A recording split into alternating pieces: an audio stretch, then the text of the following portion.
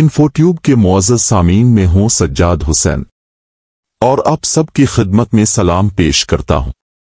ناظرین، یہ دنیا اربوں خربوں سال پرانی ہے، نہ جانے کتنے لوگے کتنی تہذب آئی اور چلی گئیں، اس زمین پر کتنے شہر آباد ہوئے اور پھر ختم ہو گئے، کئی شہر قدرتی آفات کی نظر بھی ہوتے رہے۔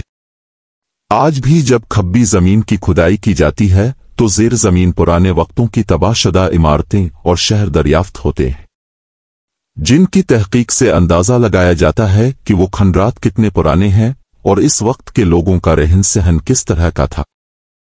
ناظرین، آج کی ویڈیو میں آج ہم پاکستان میں موجود 2000 سال پرانے تخت بہی کے کھنڈرات کی بات کریں گے۔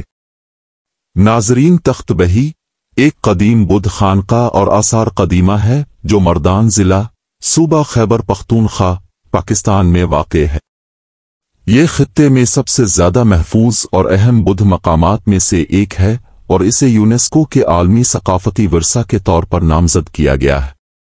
تخت بہی نام کا فارسی میں ترجمہ تخت کا اصل ہوتا ہے، جو اس کی تاریخی اور مذہبی اہمیت کی نشاندہی کرتا ہے۔ یہ سائٹ پہلی صدی عیسوی کے اوائل کی ہے اور کئی صدیوں سے بدھ خانقاہ اور تعلیمی مرکز کے طور پر استعمال میں تھی۔ خانقاہ کا کمپلیکس ایک پہاڑی کی چوٹی پر واقع ہے جو آس پاس کے زمین کی تزئین کا ایک شاندار نظارہ فراہم کرتا ہے۔ اس کا انتخاب اس کے پرامن اور ویران مقام کے لیے کیا گیا تھا جو مراقبہ اور مطالعہ کے لیے موزوں تھا۔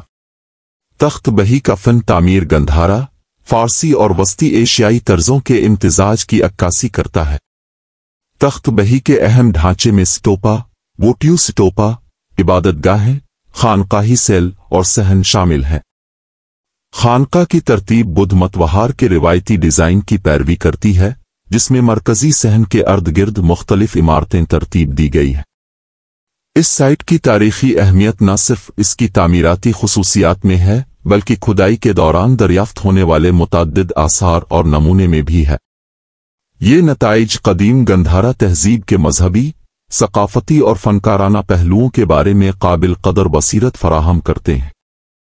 تخت بہی اس خطے کے امیر ثقافتی ورثے کے ثبوت کے طور پر کھڑا ہے اور موجودہ پاکستان میں قدیم بدھ مت کے اثر کی ایک اہم یاد دہانی کے طور پر کام کرتا ہے۔